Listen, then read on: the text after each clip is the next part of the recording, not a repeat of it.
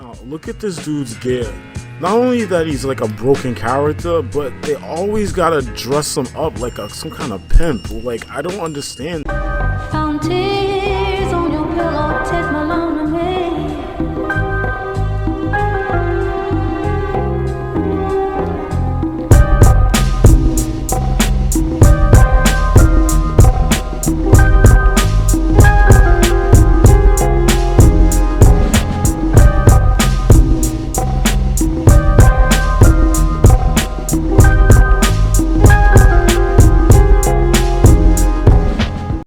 Dun, dun, dun. People of color in video games. Yeah, yo, representation is very important, even for the wrong reasons. Yo, it's your man Technish, aka Gene from Cappsoffgaming, and I'm here back with another annual People of Color in Gaming, aka P.O.C. in Gaming. And I've been doing a lot of these videos for a long time.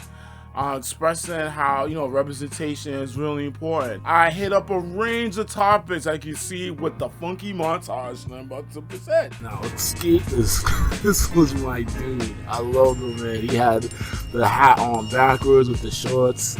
He had like the little bling on his neck. It's probably a herringbone because it's definitely the 90s. But it was really important to see that. Side note, I think I like this character so much that eventually later on in life I learned how to rollerblade. So hairstyle. Okay, here we go. Hairstyles. Very important. That is not me. Definitely. I do not care about these hairstyles. Look at this. There we go. There we go. You need the hair. Check.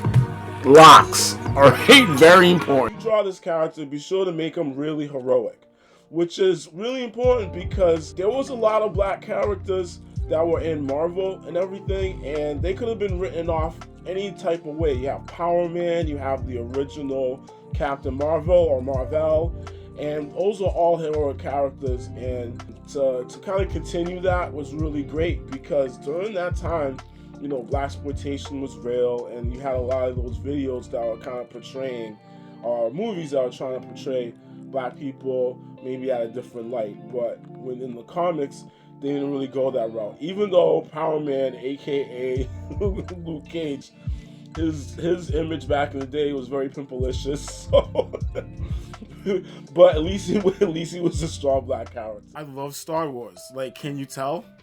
Can you really tell? Okay. Ever since when I watched the first Star Wars movie, you know, the one that was released in '77, I've been in love with Star Wars. This man, which I'm about to talk to you about, alright, he created a extendable lightsaber that they used during the live action sequences that they do down at the Galaxy's Edge at the attraction. And that man's name is Lanny Smoot. He has been selected to be inducted in the National Inventors Hall of Fame. All right, he has over 100 patents, and 74 of them, I believe, are with Disney. Yes, representation is important, but at some point, I feel like this term in terms of representation has changed, altered. I don't know, it just took on a new form. I started noticing this when the highly anticipated, well, at least for me, Assassin's Creed game, Shadows, was announced. Now, I'm really excited that I'm gonna play this Assassin's Creed because in terms of the franchise, I am not like a super big fan of it. I felt like the first one and the second one, it played a little slow. Like, it took a long time for things to get rolling, but that doesn't mean like I didn't play any Assassin's Creed games after that. I used to play Assassin's Creed 3. That's the one with Connor, you know, the half like white, half Indian antagonist, and it was in Boston, like colonial Boston, and I'm from Boston. So it was kind of cool, like running around the roofs of Boston, like being near Faneuil Hall. I mean, Faneuil Hall has a different history altogether. I'm not going to go into that. Gotta get focused. Another game I played was Assassin's Creed Origins, and that was set in like ancient Egypt. And I really love how the developers created a map to show like Egypt in its glory, like the Sphinx with its nose not blown off, and the ancient pyramids, and just like the city level, and just like life in Egypt. That was a really dope game. Didn't finish it.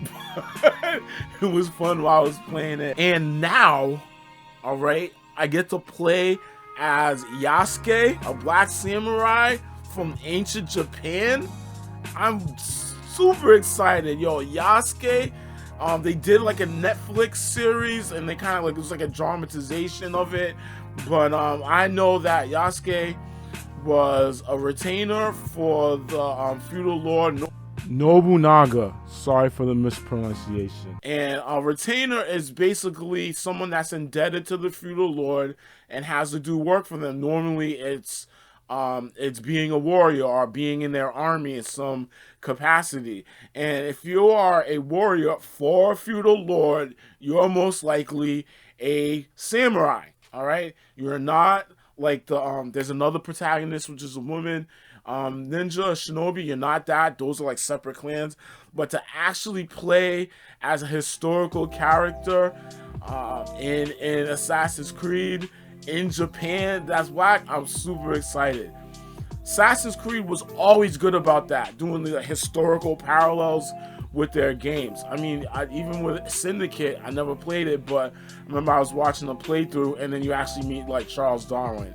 And I'm a biology teacher, so I was super excited when I saw that too as well. But in terms of any Assassin's Creed release, all right, even we're talking about Unity. Now people didn't really like Unity, but this one was super controversial. So much that this game got delayed 3 times. It was supposed to come out in November of last year. It got delayed. Then it was supposed to come out in February of this year, Valentine's Day. Got delayed and pushed to March 20th. And hopefully there's no more delays. I already paid off my collector's edition. Hopefully there's no delays. But a biggest thing I feel was like, cause games get delayed, all right, and due to technical stuff and everything, but even games get released and they're bad. But I think the biggest thing about this game being delayed is not only the technical issues, but the keyboard warriors that were going into the forums and just bashing the heck out of the fact that, you know, Ubisoft is bringing this game with a black samurai. And because this history isn't readily available, like no one really knew that there was a black samurai or a retainer, all right, named Yasuke, who's actually there in history. A black man, not only that, an African man that is also a samurai. This is the type of direction I like media to go into. Talk about these untold stories in history, and you could make it a dramatization like the Netflix. But I think that is important because that you're exposing people to these stories, and you're gonna reach a larger audience and more engagement, then also more representation. I don't think there's anything wrong with that. Why not? Why not roll the dice and do that? This is what we're gonna be talking about for this year's People of Color in game. All right, first we're gonna look at a couple of games, comment sections. The games that I selected, they just have an unusually high amount of 1-star reviews. We're gonna read a couple of them, see what they're saying, why they were rated a 1-star game, but then afterwards actually play the game, you know, with a little bit of commentary talking about how these games are a really good example of representation and actually telling stories on the historical side that not really has been said. All right, even if it's through a fantasy lens, how they're taking some of reality and kind of putting it into the game world. All right, but before you go, please like, sub, comment, and share. Yo, it really helps with the channel. Who knows, I might be someone's favorite. All right, so first game that we're going to be talking about is Flintlock: The Siege of Dawn. All right, this was released, as you can see, in July of last year. As we scan down, we see that there is a really abnormal amount of 1-star reviews.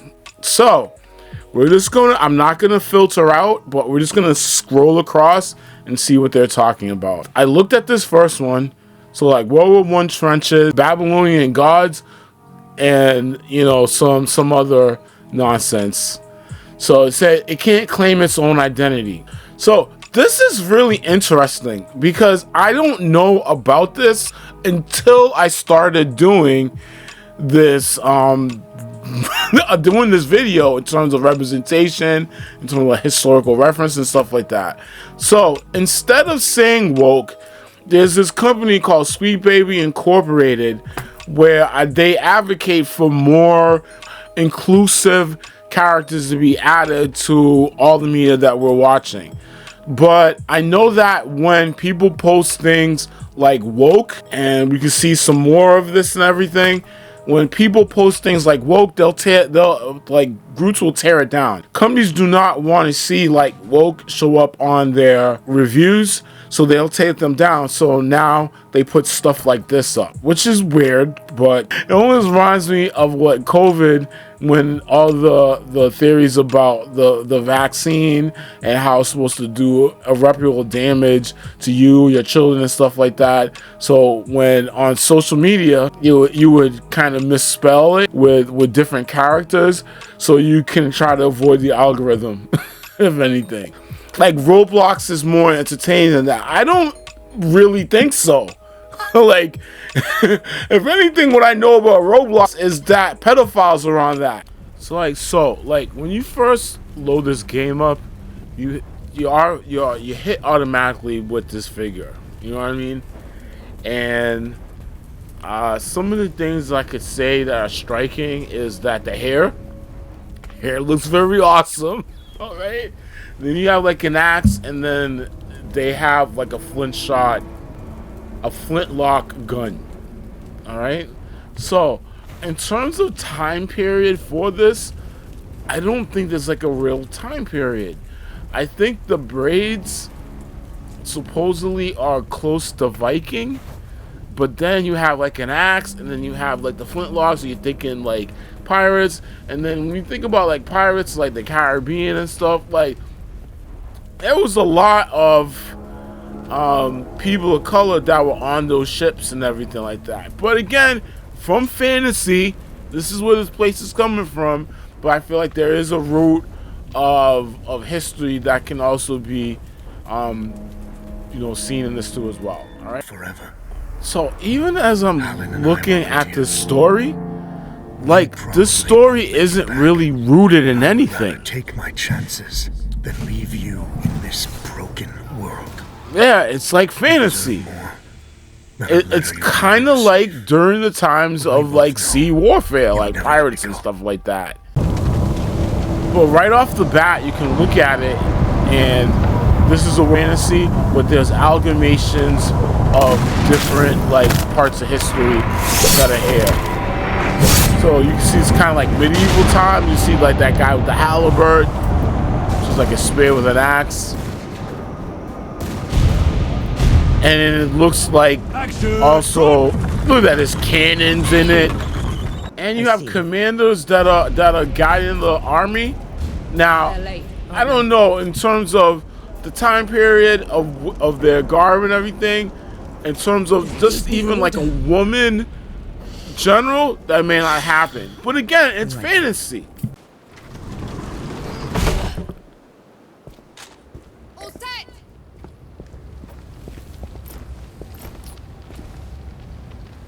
Everyone get clear.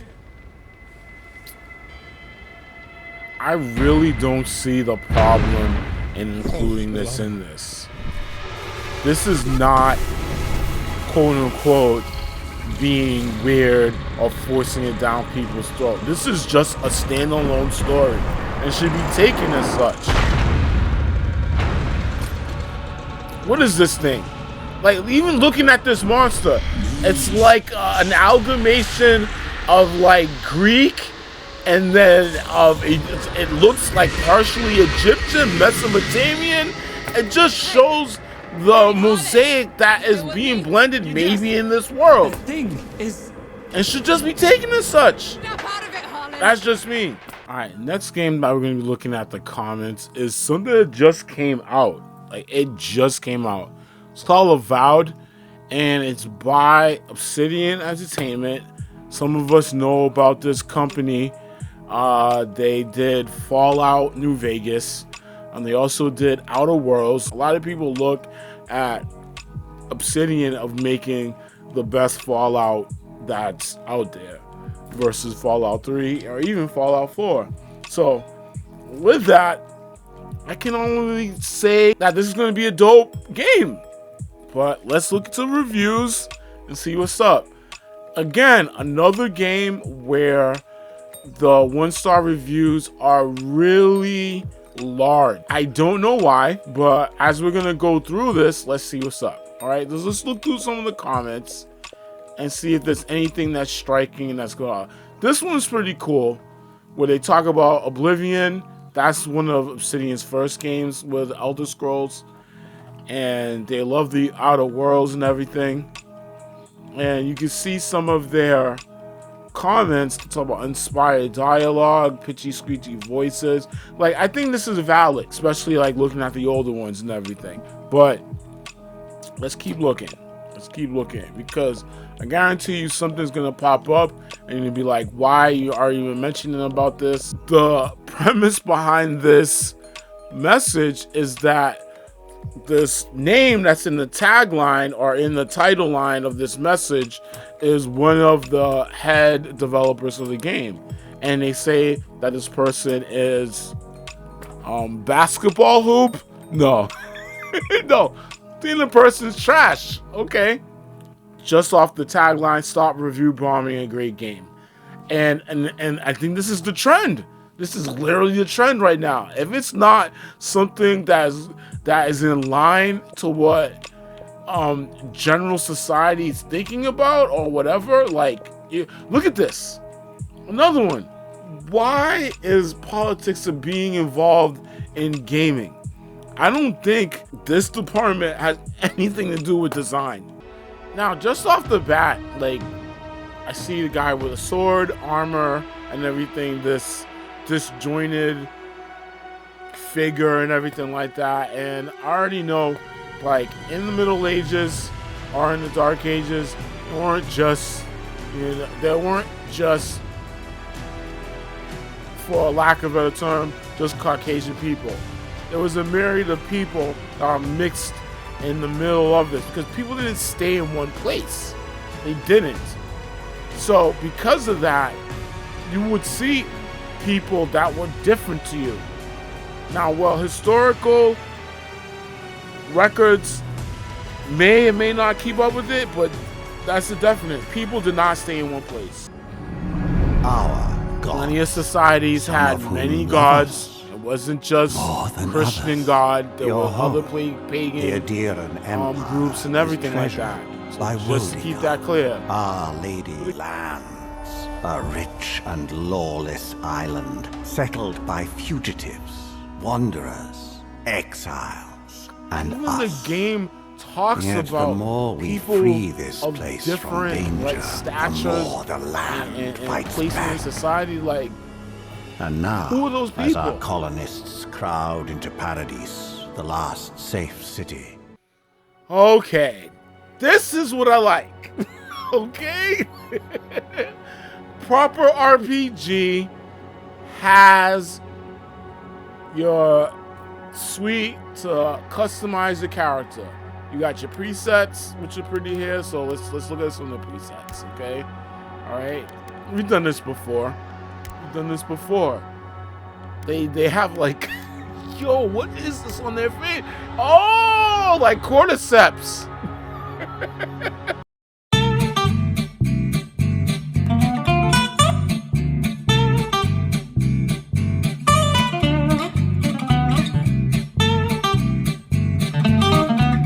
Override that. Okay, this is probably the closest I can get to me right now. My hair is not that thick. It's so not, yo. Okay, but we're gonna rock with it. Let's Skin tone's pretty right. I might shift it down a little bit because I have my winter color, so I want to do like my winter slash like spring summer color. My color is right though. My eyes look just like that. One thing they got right though, I'm gonna tell you right now, they got the hair right. Okay, that is what's up. Gotta get the hair right, man. Yo. So I haven't really got into the game yet, but I like the fact that I can still create my character. So that in turn will determine how I interact with the world. So with that, I don't see how this could be like really offensive. I think this is a really innovative in the fact that I can still kind of construct my story on how I'm going to interact with people and everything like that. So that's just my like 2 cents with the game. What this is a cross of between Skyrim, Last of Us, and Immortals of Avian. Tell me if I'm wrong. Okay, so look at that. It's a typical Obsidian game. It's a typical game of choice. I'm pretty sure that as you go through the game, you have your options that will tailor the game the way you want it to be. All right? And look at this blue guy. Look at this guy. Yeah, I'm definitely getting Skyrim vibes, but it's way more colorful, which I appreciate because from back in the day playing Fallout 3, playing Fallout New Vegas, you have this color palette that is blah. Back in the day was good, but like now, like you're there's so much on the color spectrum to make things a lot more vibrant. Because sometimes people just play games for like, I don't know, like 10, 20, 30 minutes. Is this what they were I know I do my dirty 30s. And I just be like, okay, I don't really like this. Put its guard up. Oh yeah, I do Hit like it it. with everything you've got.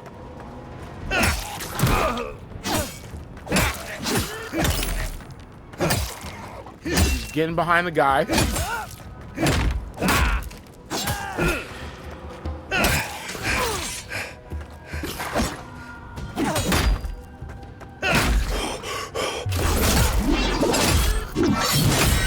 Oh man, that was pretty fire! And to keep the ball rolling, I got a bonus. This new game that's coming out called South of Midnight. It's supposed to come out in April. I'm really excited about this game because the art style and I feel like the story, it's giving Princess and the Frog vibes, yo. And in terms of voodoo as a topic, you know, something that's connected with me, I'm half Haitian. I'm really happy to see this being explored in a different light. All right, kind of like Princess and the Frog did it, and then also with this new game that's coming out, I'm really excited about that. And in terms of history, voodoo is a religion. It was based in Africa, then it came with the slaves, but it wasn't just about it wasn't about hurting people. It was just in the practicing of faith that was native to keep them connected to their land. So I'm really glad to see like a game is exploring that on the positive note too as well. So super excited. But time to wrap this up. This is this year's POC in gaming, people of color in gaming. This year we talked about, again, representation, but then also from a different lens on how, you know, taking historical bits and actually adding them into your game, telling stories that aren't really told, can actually help with representation and also reach a broader audience. With that, you know, when you look at these reviews, I usually take them as a grain of salt. That's with everything, even with movies and everything like that. And actually do your exploration and what you like and what you dislike versus letting a keyboard warrior determine that for you. But it's your man Technish, Cappsoffgaming, aka Gene. Before you go, please like, sub, comment, and share. It really helps out with the channel. Thanks for taking some time this year again for this, you know, this special video. Very important for me to do it. And again, remember, throw that fist up.